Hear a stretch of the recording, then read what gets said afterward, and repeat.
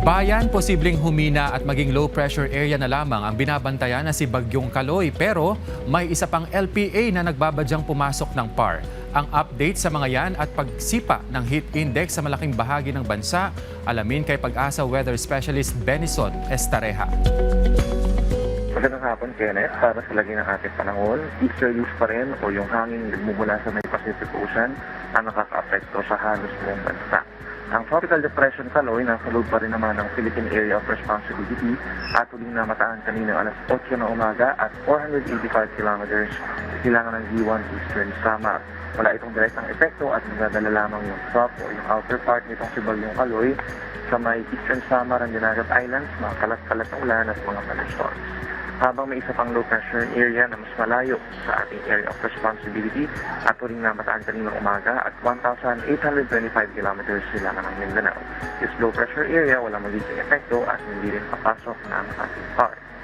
Samantala, para naman sa lagi ng ating panahon within 24 hours, for the exception of Eastern Samar and Dinagat Islands, medyo maulap hanggang kuminsan maulap ang kalangitan sa malaking bahagi ng ating bansa. At sasamahan lamang po ng mga pulupulot na bulan at mga localized thunderstorms, lalo na tuwing hapon at gabi na. Hindi naman po nagtatagal, mga more or less, nasa isang oras lamang.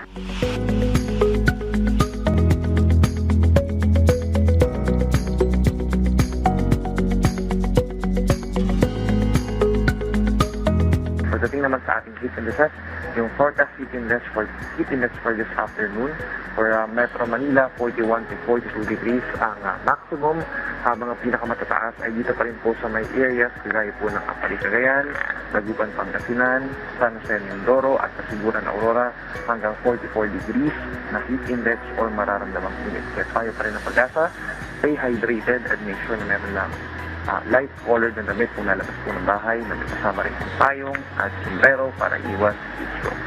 Ito naman nalagay ng ating mga gamit.